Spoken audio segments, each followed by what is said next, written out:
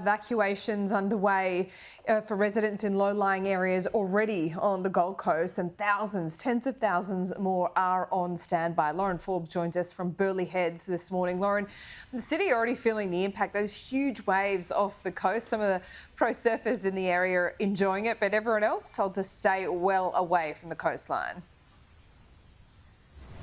Well, Laura, the Gold Coast is feeling some of those impacts of Cyclone Alfred, and it's only just the beginning. This system is shaping up to be one of the biggest and worst systems to smash the city in more than 70 years. I'll just give you a bit of a glimpse of how it's looking here in the waters off the coastline. Just behind me, this is Burleigh Heads, and you can really see the waters are coming in and smashing the coastline. Normally this area is covered in sand for a couple of metres, but now it's been completely inundated with surf, and that surf is coming in with great power, being driven by those strong winds from the system. We are expecting wave heights of up to 7 metres here on the Gold Coast, and we could see rogue waves even double in size. Now, the real danger begins when this system starts travelling over the coastline, and we'll see those wind gusts of up to 155 kilometres per hour, plus the torrential rain. And that's why the Gold Coast has issued an emergency alert for residents here, telling them to take caution and prepare for major flooding here.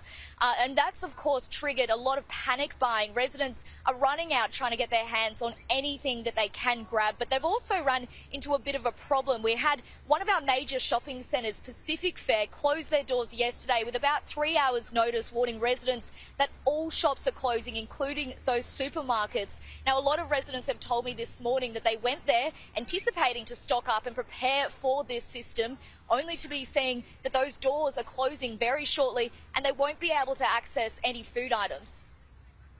Whereas we had warned people to stay off the roads from 6 o'clock last night. That was in an abundance of caution. So, yeah, I do understand that Woolworths made that call. I think they reconsidered a little later and decided to open today, along with calls. People still need to eat, and we hope and expected Woolworths and Coles to be open today. If they've got staff shortages, we ask customers to be incredibly patient. Now, it seems that decision was made based on old flood modelling, but if you go online at the moment, it still says that Woolworths shop remains closed until the morning on Saturday. The Coles, however, that supermarket in that shopping centre is open. It says that online. Now, at the moment, we are seeing a little bit of isolated floods here on the Gold Coast. We had minor flooding reported in Coomera there on the Gold Coast highway. So we had a minor flood alert issued last night. That's the first flood alert for southeast Queensland during this system. And now this is really a case of areas being on high alert, especially in those low-lying areas, especially Labrador and Paradise Point, all the way up north there. Those properties that are situated on those canals and also those beachfront properties. It is really much a case, Laura, at the moment of an anxious wait. The next 48 hours here on the Gold Coast could be critical. It is critical. Lauren, thank you so much for that. We'll be checking in with you. And this is Alfred. This is the live tracker as it sits off the coast at the moment. You'll hear us reporting this morning that Alfred has actually slowed down. It is still a Category 2 system, but it has slowed significantly. So what does that mean? It is going to hit much later than expected. So it was expected to hit at 2 o'clock tomorrow morning.